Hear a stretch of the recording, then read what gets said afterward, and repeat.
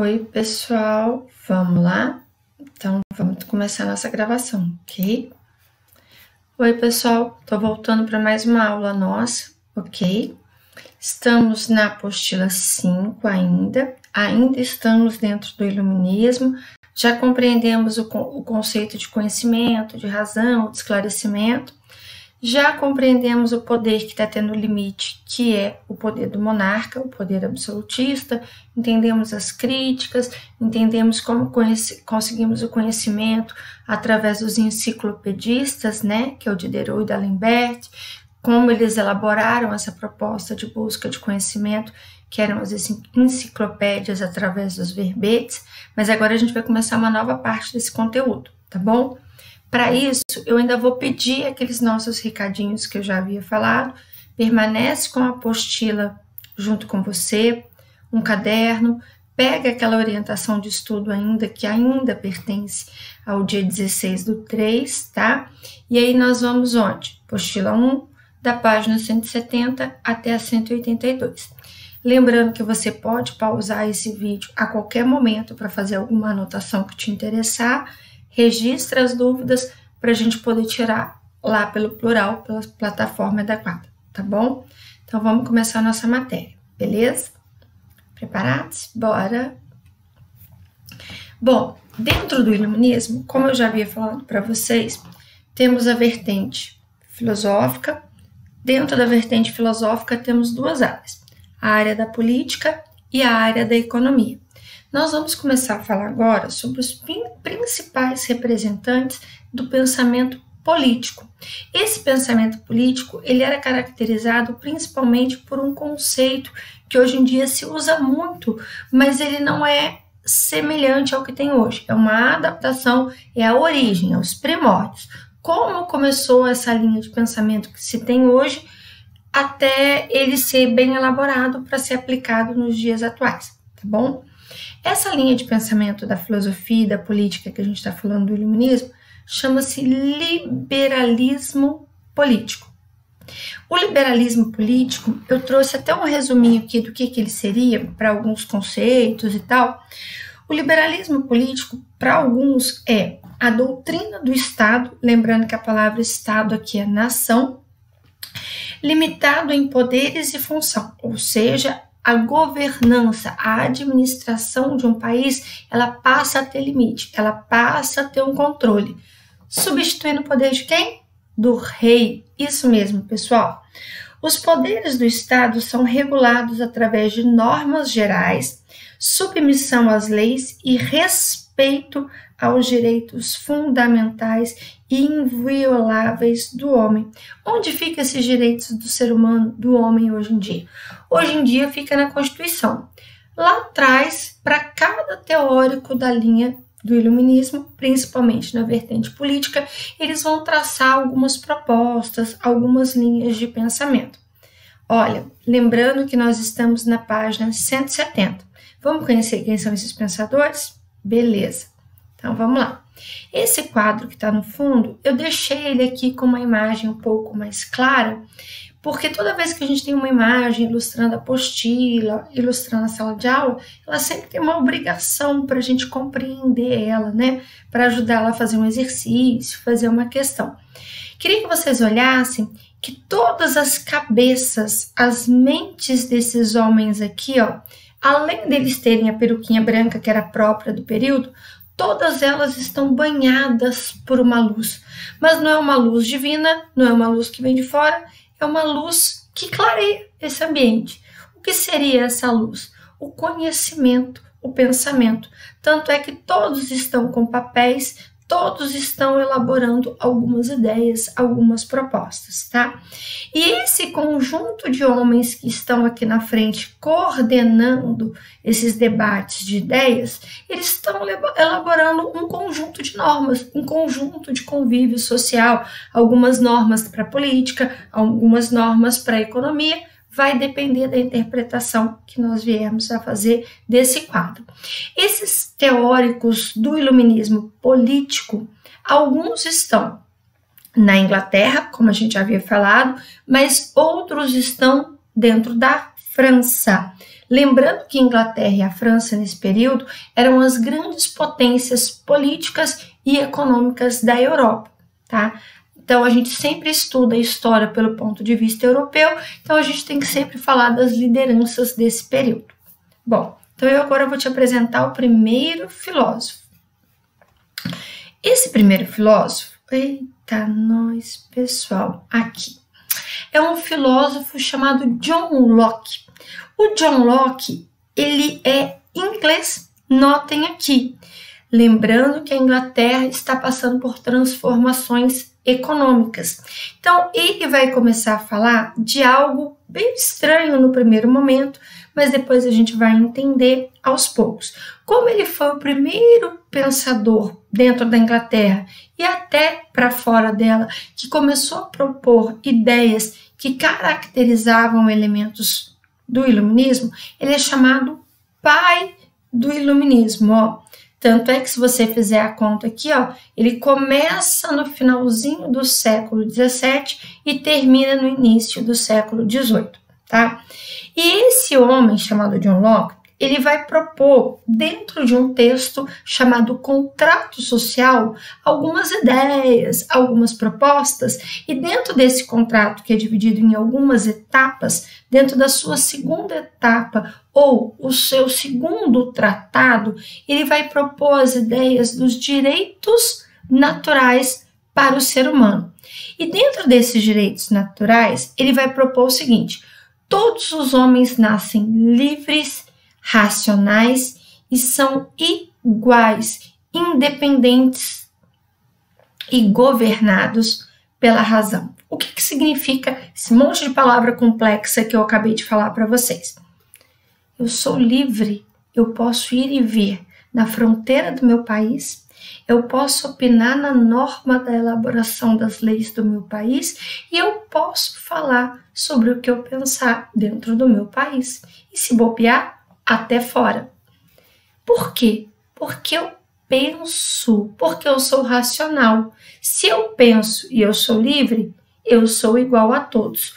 Cuidado, pessoal, que essa ideia é usada dentro da Europa. Quando essa ideia vier para a América e para outras áreas coloniais, ela não vai ser para todos, tá? Não vai ser para todas as camadas sociais. Ela vai limitar alguns grupos. Entre os grupos aqui na América que não terão direito à liberdade são os escravos. Lembra o ano passado quando a gente fez o trabalho dos engenhos de açúcar, que tinha escravo? Imagina falar que escravo vai ser livre, que perigo vai ser esse? Como que a metrópole vai sobreviver com esse escravo livre? Mais uma coisa, e a colônia pode ser livre? Guarda essa ideia aí no bolso, que lá para frente nas nossas apostilas a gente retoma essa medida, tá bom? Essas ideias. Mas por enquanto, dentro da Europa, todos são livres, todos têm liberdade de pensar e todos são iguais. Se todos são iguais, eles podem ser independentes. Não precisa de um governo. Quem vai pautar se eu estou fazendo coisa errada ou não é a minha mente, é o meu raciocínio, é o meu conhecimento. Por isso, governados pela razão. Segundo John Locke, no seu segundo tratado, ele diz que os direitos naturais do homem são inalienáveis. O que é isso? Você nasce com eles e ninguém pode tirá-los de você. Quais são esses 3 direitos? O direito à liberdade. Então, eu sou livre, eu nasci livre, vou morrer livre. Cuidado com essa palavra.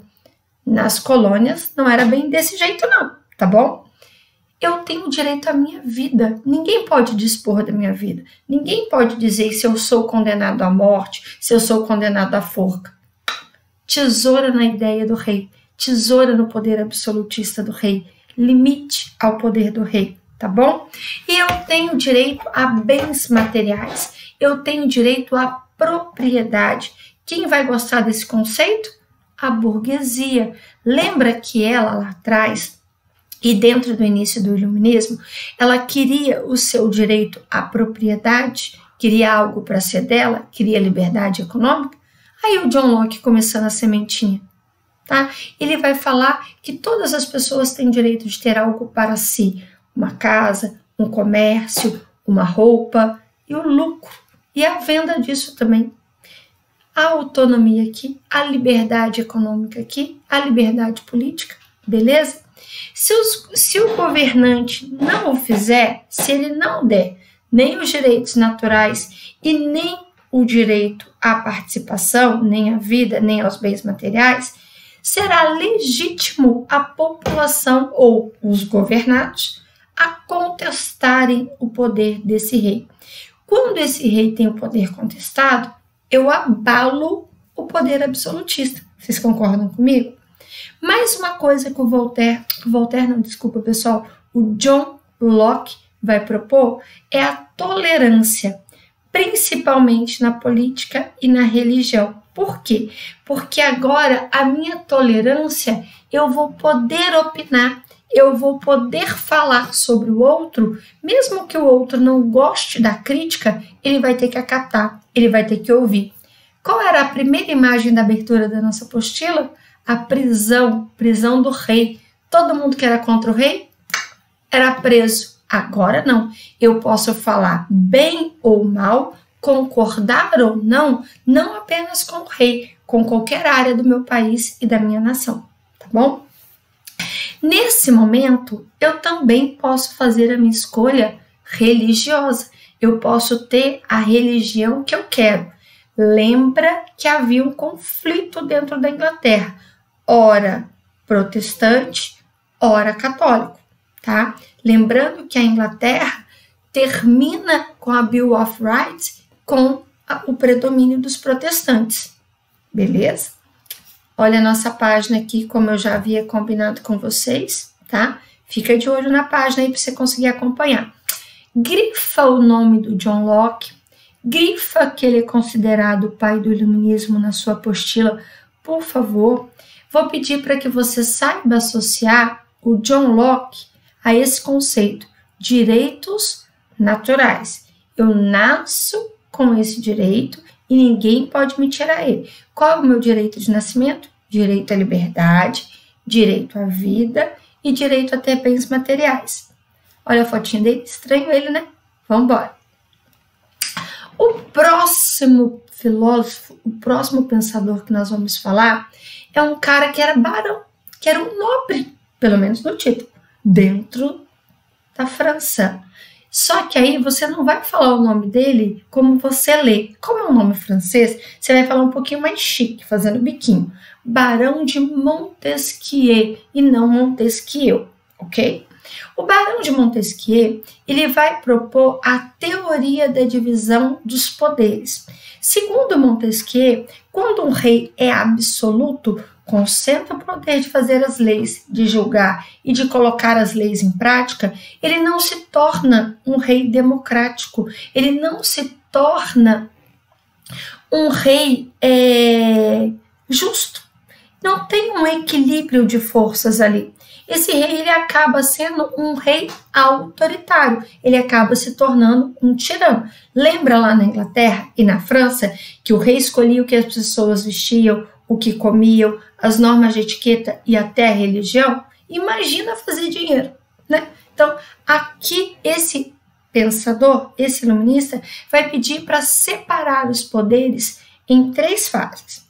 O poder judiciário, o poder executivo e o poder legislativo. Nossa, Maria, nunca sei o que cada um faz. Deixei aqui para você.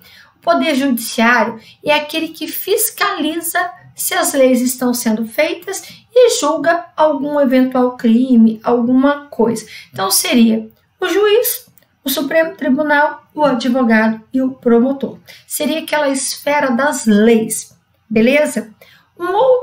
Outra parte dos poderes de uma nação seria o poder executivo, que é aquele que coloca as leis em prática. É aquele que administra o país. Quem seria hoje?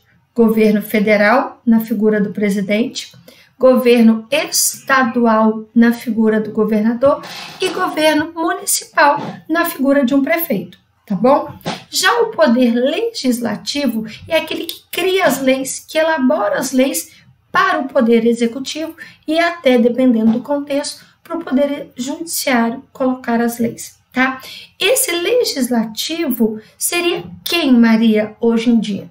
Seriam os vereadores, os deputados estaduais, os deputados federais e os senadores, tá bom?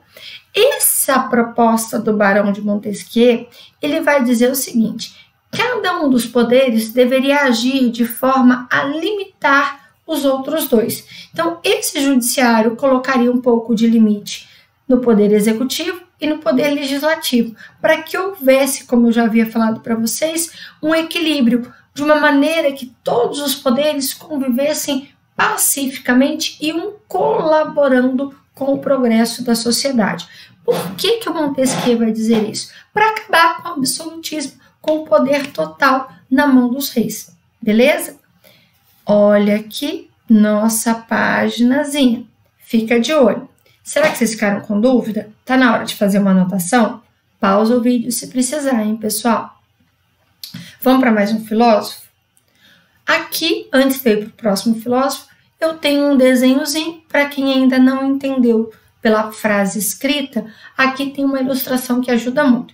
Legislativo sobre as leis, legislativos elabora as leis, judiciário aplica as leis e o executivo administra as leis. Caneta, balancinha e a lei colocando em prática, beleza?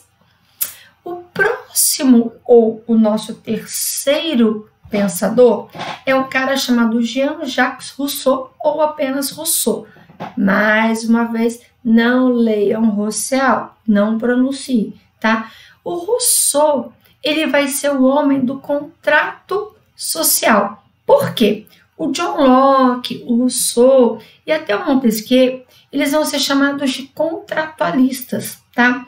Por quê? Lá no ensino médio, a gente dá uma aprofundada nesse conceito de contratualista, mas é mais ou menos um combinado, um feito entre o governante e os governados. Seria um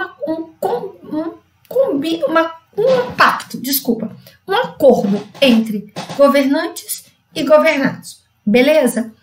O Rousseau, ao defender esse acordo entre governantes e governados, ele vai dizer que há uma confiança. A população ou os governados confiarão nesse governante e ele deve zelar e elaborar e colocar leis em práticas para o bem-estar de todos. Caso o bem-estar de alguém não fosse atendido, esse governante deveria ser destituído, deveria ser tirado do poder. Quando eu estou falando isso, gente, estou vendo se todo mundo está feliz com o rei. Se a maioria da população não estiver feliz, podemos tirar esse rei do poder. Quem era um grupo que não estava contente com esse rei? Burguesia. Olha aí, ela chegando para o poder político aos poucos, tá? Mais uma coisa que o Rousseau vai defender. Ele vai defender o direito a voto, porque como vocês viram nas outras aulas, lá dentro da Inglaterra, principalmente da França, o voto era limitado aos conselheiros reais e no máximo ao parlamento dentro da Inglaterra, que ficava dividido. Do lado direito, aliados do rei, normalmente membros da nobreza, com muita força política e opinião, e do outro lado, do lado esquerdo, com pouco valor, com pouca opinião sendo ouvida, aquelas pessoas conhecidas como burgueses, tá? Então, essa divisão aqui vai ser eliminada. Agora, se eu dei uma confiança a um governante, eu posso tirá-lo do poder, caso ele não atenda a minha necessidade. E eu posso decidir sobre quem será o meu próximo governante. Como? Votando, através da minha opinião. Esse voto, segundo Rousseau, ele deveria ser universal, ou seja, todos que têm direito de ser eleitores poderiam votar. Não apenas pela riqueza ou pelo meu status social, como era na França. A França, vocês vão ver daqui a pouco, ela era dividida em classe social, em estamento social, em posição, onde primeiro estamento estaria a instituição da igreja, o clero, segundo estamento, o rei e a nobreza, e o terceiro estamento, qualquer outra pessoa que não fosse nobre, não fosse clero e não fosse rei. Quem era esse qualquer pessoa? Burguesia, trabalhador do campo, trabalhador das cidades. Essas pessoas, se não tivessem dinheiro, não votariam durante o absolutismo. Agora não. Segundo Rousseau, se eu preencho os critérios para ser um eleitor, eu posso votar.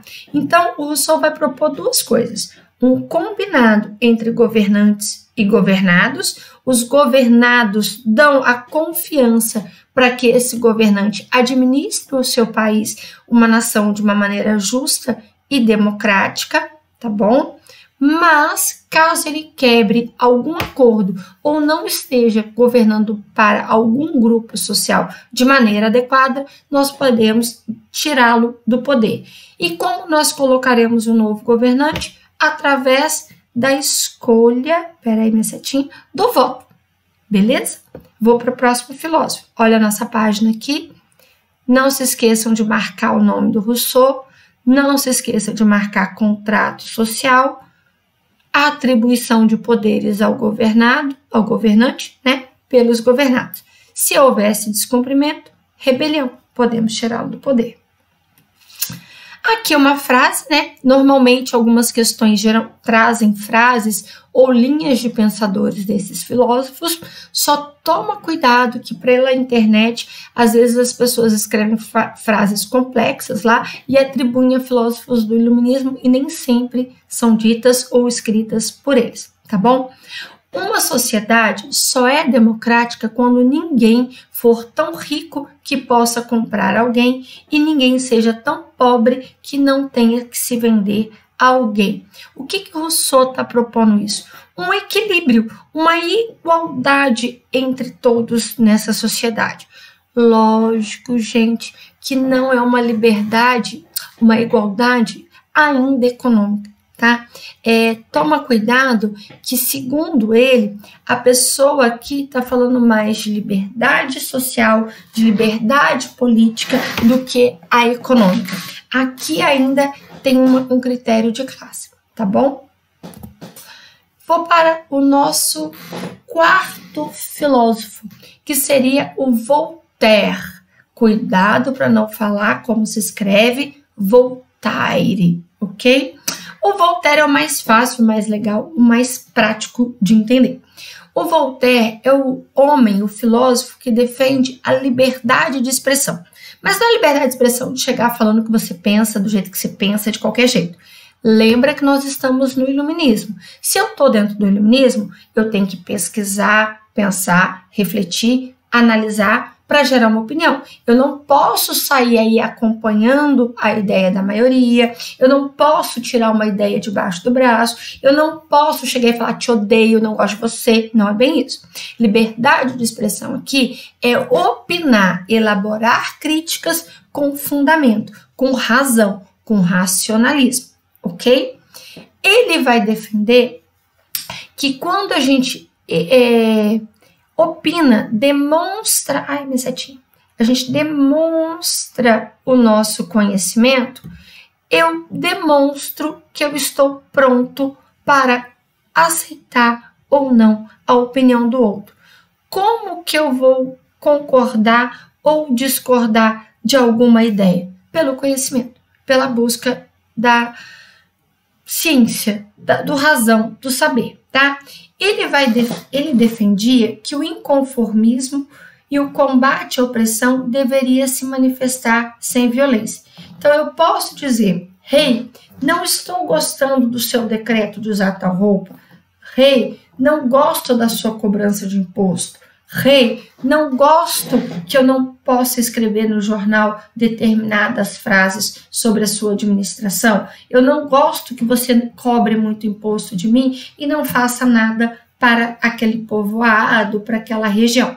Então agora eu tenho que falar, eu posso discordar e o meu ato de discordar tem que ser aceito por aquela pessoa que recebeu a crítica. Lembrando que a crítica aqui não é construtiva ou destrutiva, é opinar sobre um ponto de vista diferente, tá bom?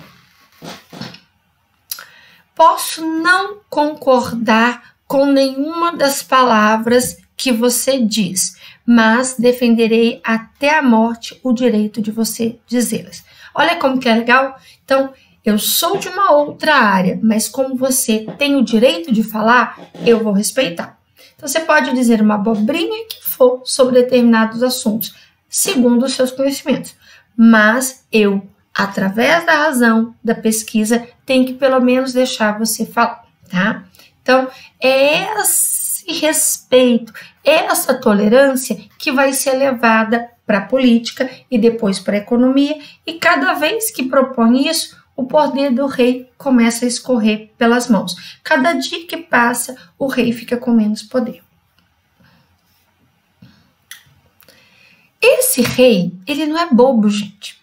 O rei de alguns países da Europa, que não a França, que não a Inglaterra, começam a ver que alguns reis estão perdendo poder, que alguns reis estão tendo seu poder questionado.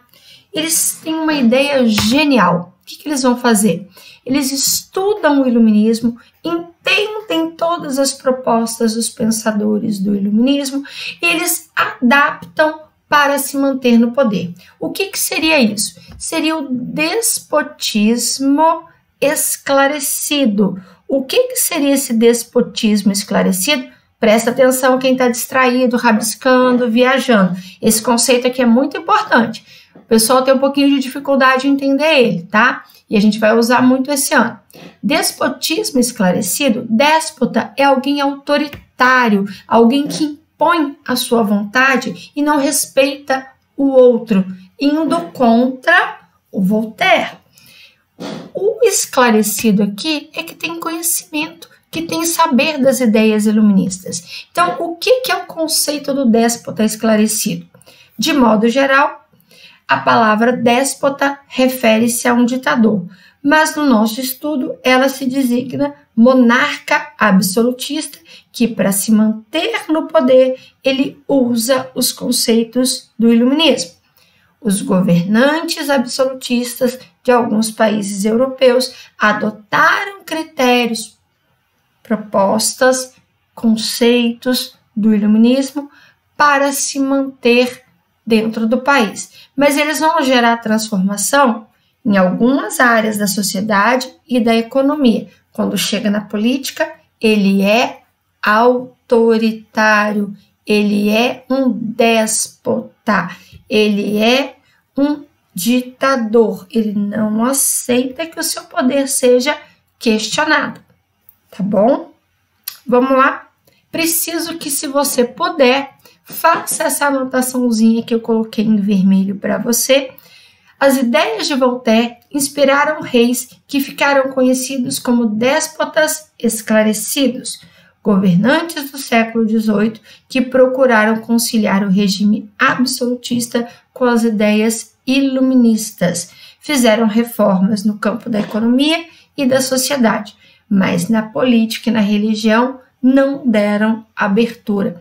Por favor, faz essa anotação em algum local da sua apostila, tá bom? Vamos lá, vou seguir, hein, pessoal? Dentro da economia, nós já vamos falar de uma outra linha. Lá em cima, no início do slide da aula de hoje, nós falamos do liberalismo econômico.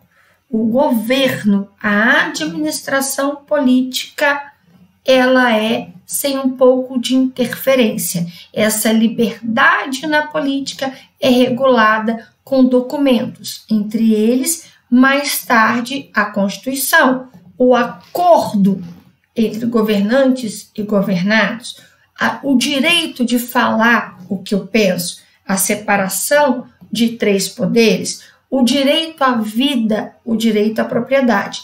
Agora não, eu estou falando de dinheiro, eu estou falando de economia. O liberalismo econômico também pode ser chamado de antimercantilismo, anti-contrário, mercantilismo, prática econômica do rei. Essa teoria, ele vai defender que para uma nação, para que um país ganhasse dinheiro, ele não precisaria que o rei definisse para quem eu compro, com quem eu compro, para onde eu vendo, por quanto eu vendo e o que eu vendo. Aqui não.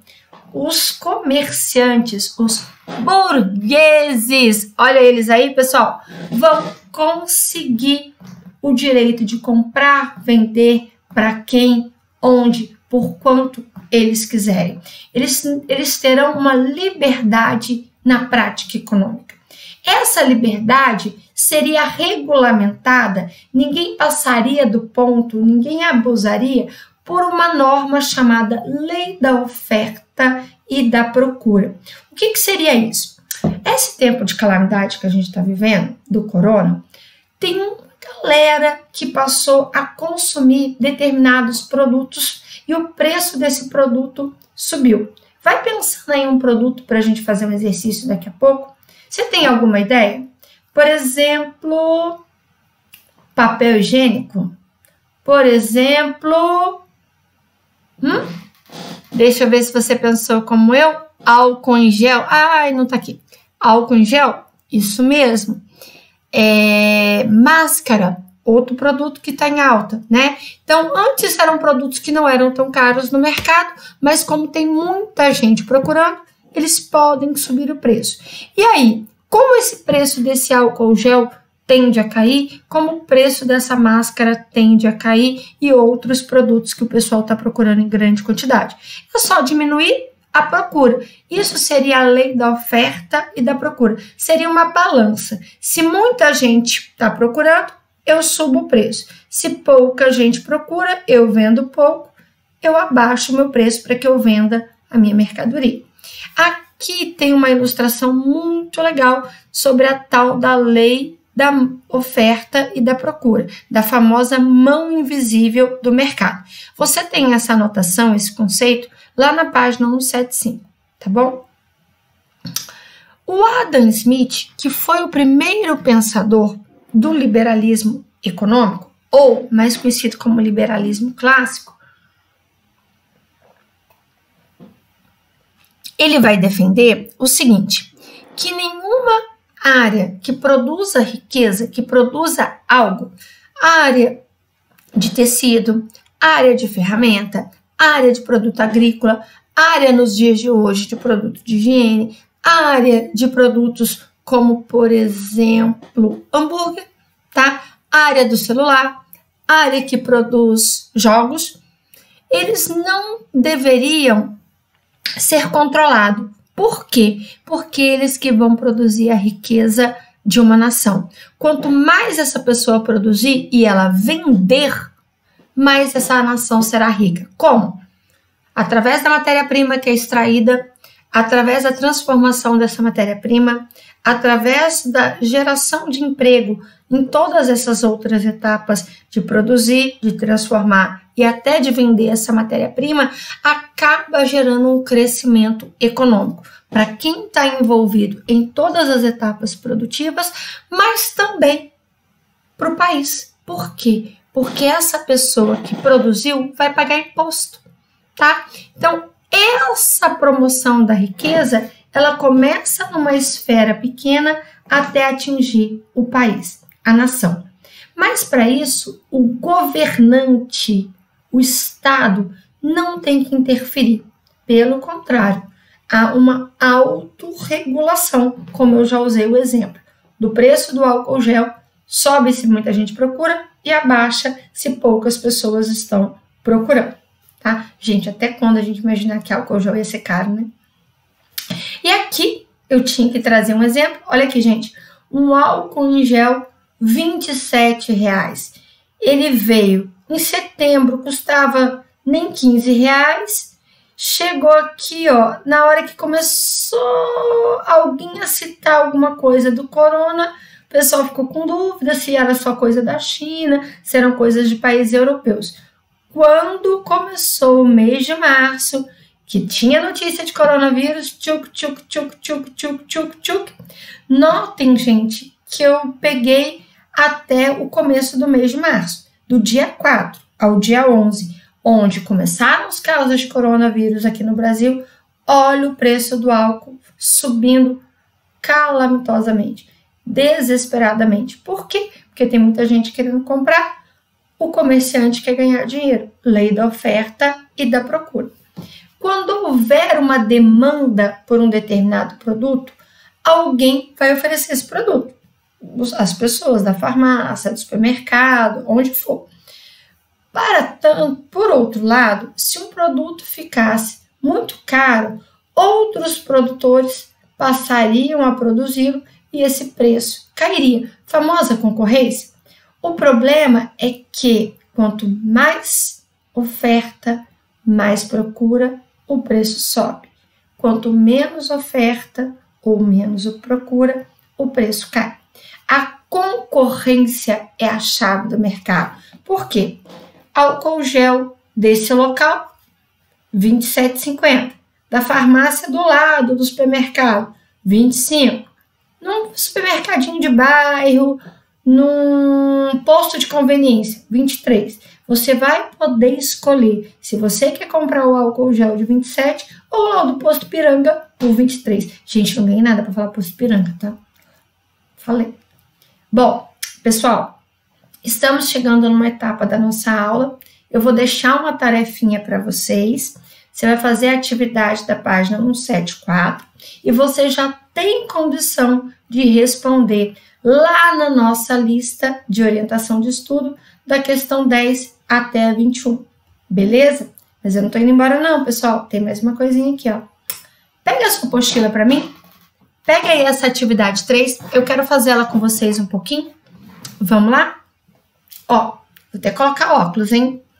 Leia o fragmento a seguir e explique qual é o entendimento do autor sobre a relação entre interesses individuais e interesses coletivos no plano econômico. Toda pessoa está continuamente empenhada em encontrar o emprego mais vantajoso para o capital que dispõe. Ou seja, eu sempre quero dar um valor melhor para minha mercadoria. Se eu vendo essa blusa, eu quero vendê-la pelo melhor preço, pela melhor qualidade, certo? Nesse momento, teoricamente, a gente está tirando vantagem só para mim, que eu estou vendendo.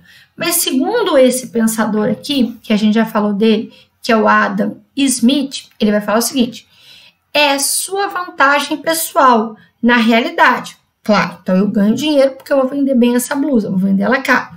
Porém, não é só eu que ganho. A sociedade também ganha. Mas o estudo de uma vantagem pessoal, naturalmente, ou melhor, necessariamente, o leva a preferir o emprego mais vantajoso para a sociedade. Por quê? Quando eu estou vendendo essa blusa cara, antes alguém trabalhou para plantar o algodão, alguém trabalhou para colher esse algodão, alguém levou o combustível para esse algodão ser transportado até a cidade, alguém transformou esse algodão em fio, fez o tecido, alguém costurou e eu estou vendendo. Então eu contribuo para todo mundo, tá? Então esse texto aqui eu vou ficar com vocês pela seguinte resposta. Ó, o ser humano busca atender em primeiro lugar a sua vantagem individual, mas ao decidir-se por ela, acaba gerando um bem coletivo, gerando riqueza para outros e, consequentemente, para o Estado, através de compra de mercadorias, pagamento de salário e de impostos. Bom, você consegue pausar o vídeo para tentar anotar o meu comentário, a minha resposta. Se você quiser elaborar também a sua própria resposta, pode, tá bom? Vamos fazer o próximo exercício? É um teste. Leia o fragmento. Ele foi escrito por um matemático e enciclopedista, Jean D'Alembert. Enciclopedismo, lembra lá atrás? Quando observamos atentamente o século em que vivemos, quando temos presentes os acontecimentos que se desenrolam sobre os nossos olhares, os costumes que perseguimos, as obras que produzimos e até a conversa que mantemos, não é difícil constatar que houve uma notável mudança em nossas ideias, em nossa mente. Mudanças que, devido à sua rapidez, promete outra maior para o futuro. Considerando o contexto que foi escrito e do ponto de vista de D'Alembert, ele reflete qual o ideal do iluminismo.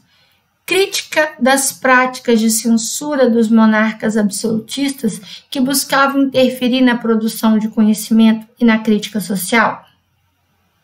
Não falou de crítica nenhum rei aqui, falou? Não, né?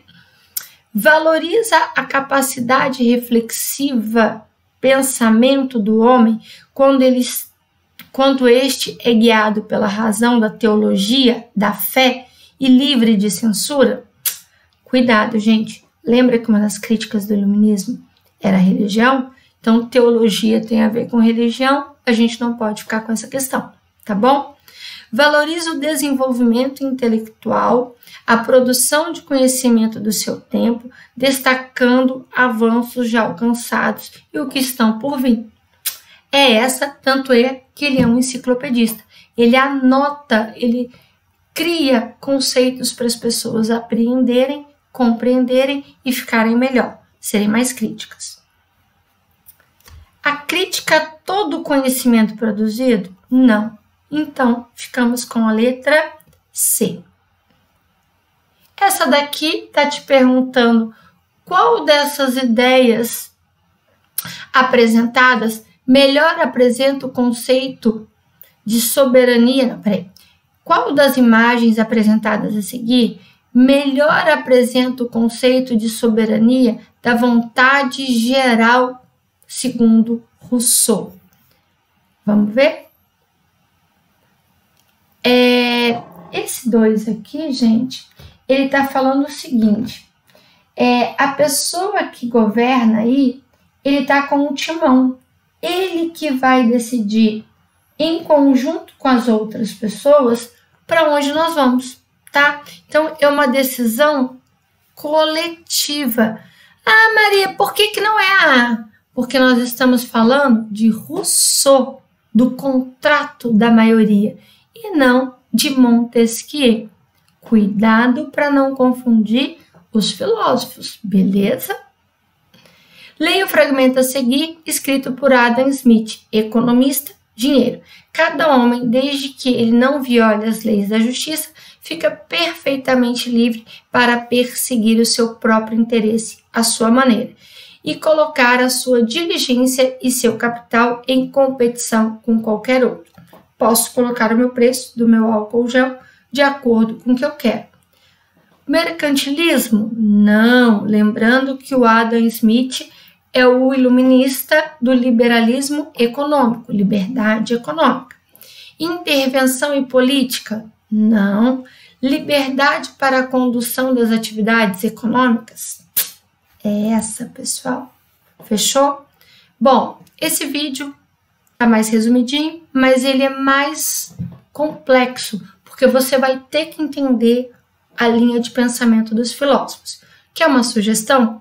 Faz um quadro, põe o nome de cada filósofo e embaixo a teoria dele, tá bom? Bom, pessoal, eu espero que eu tenha ajudado com essa aula. Anota as dúvidas para a gente tirar no Hangout, tá? Lembrando que você tem coisa no plural para fazer, beleza? Um abraço, fiquem com Deus, boa semana para vocês e eu vou parar a nossa gravação, tá bom?